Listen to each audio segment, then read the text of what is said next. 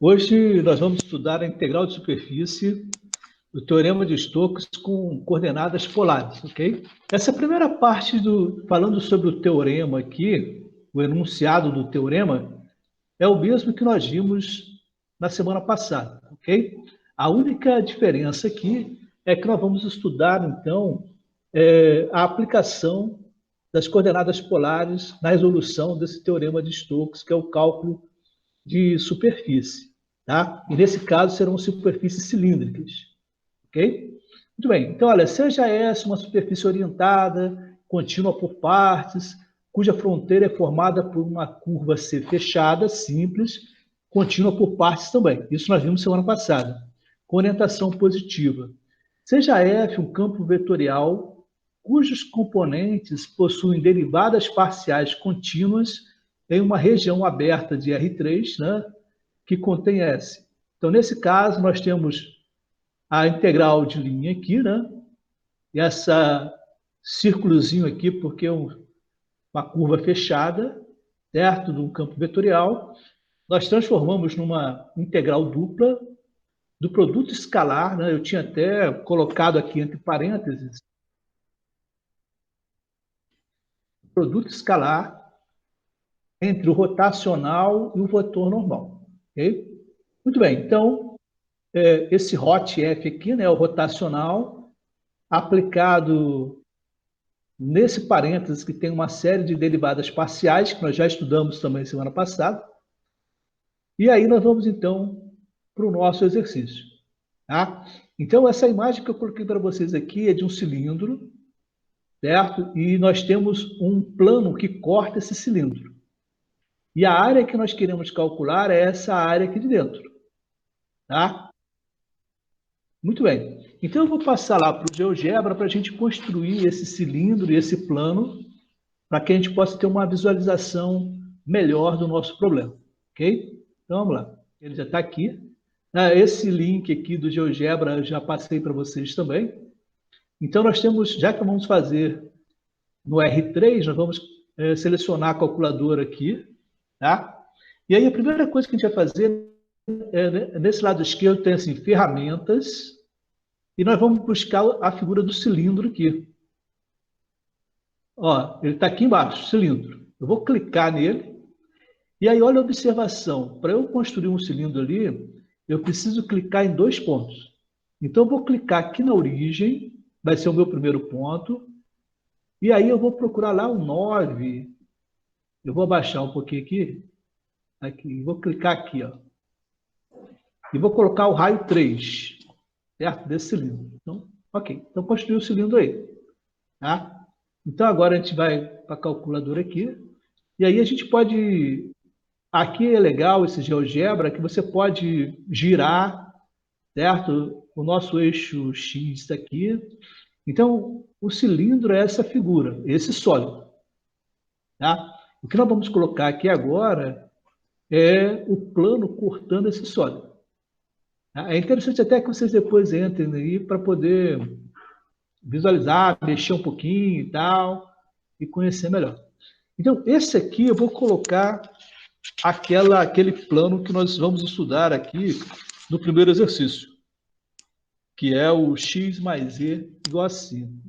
X mais e igual a 5. Então, está aqui. Tá? Então, eu coloquei a equação do plano, ele me deu esse plano aqui. Então, a figura que eu coloquei para vocês é essa aqui, ó, certo? Praticamente assim. Mas você pode, girando assim, ter uma noção melhor do que é esse nosso problema. Nós temos o cilindro, o plano em 3D, tá certo? Você pode olhar por cima também, e quando você olha por cima, você vê que a projeção do cilindro é um círculo sobre o plano XY. Ok? Muito bem, muito bem. Então, aqui é para a gente analisar. Então, o que nós vamos calcular é essa área aqui dentro, em que o plano corta o eixo, o cilindro. Tá? Em que o plano corta o cilindro. Muito bem, então vamos para os nossos cálculos aqui. Eu estruturei aqui a resolução da mesma forma que nós vimos semana passada, quando nós estávamos estudando o triângulo. Ok? Muito bem. Então, nós temos aqui, olha, nós temos uma função vetorial, que nós já estudamos muito sobre função vetorial. E aí, a função f é xy, 2e e 3y, certo? Muito bem. O C é uma curva formada pela interseção do plano x mais e igual a 5, que é esse que está em azul aqui, e o cilindro x² mais y² igual a 9 é esse de vermelhinho aqui, ok?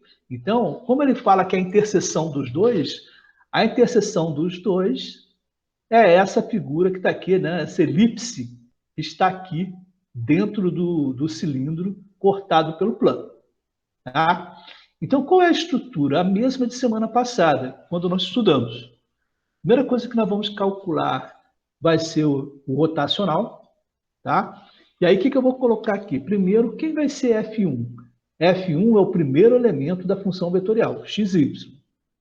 Quem é F2? O segundo elemento da função vetorial, que é 2e.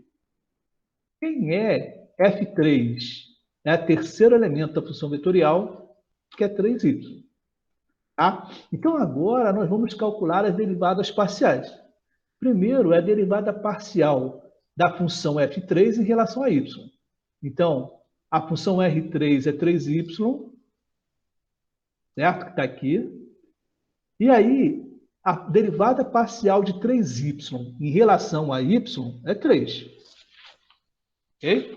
Isso aí nós vimos na semana passada. Agora, a segunda derivada parcial é da função f2, que é 2e. 2e. Então, a derivada parcial de 2e em relação a z é 2. Agora, a derivada parcial de f1. F1 é xy. Então, xy. A derivada parcial de xy em relação a z é 0. Nós já vimos aí sobre essas questões da derivada parcial, né, pessoal? Pode esquecer, não. Se eu tenho aqui xy e eu estou fazendo uma derivada parcial em relação a z, como aqui não tem z, o resultado é 0.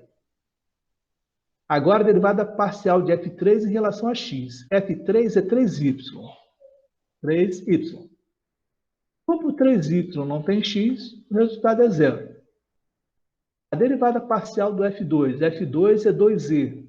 Então, 2z. A derivada parcial de 2e em relação a x é 0. E, por fim, a derivada parcial de f1. f1 é xy. Então, xy. Em relação a y, sobra apenas o x. Legal?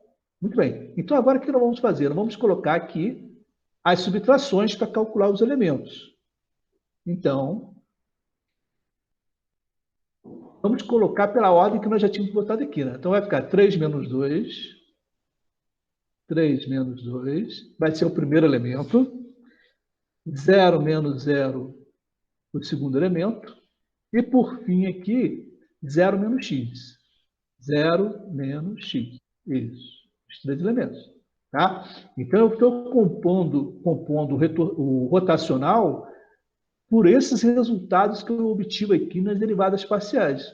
Então, 3 menos 2, 0 menos 0 e 0 menos x. Tá? Quando eu coloquei o exercício, eu estruturei direitinho na ordem que precisava ter sido feito. Tá? Então, aqui agora é só calcular. 3 menos 2 dá 1. 0 menos 0 é 0. E 0 menos x vai dar menos x. Pronto, fechamos aqui. Então, já calculamos o rotacional. 1, 0 e menos x. São as coordenadas do rotacional de F.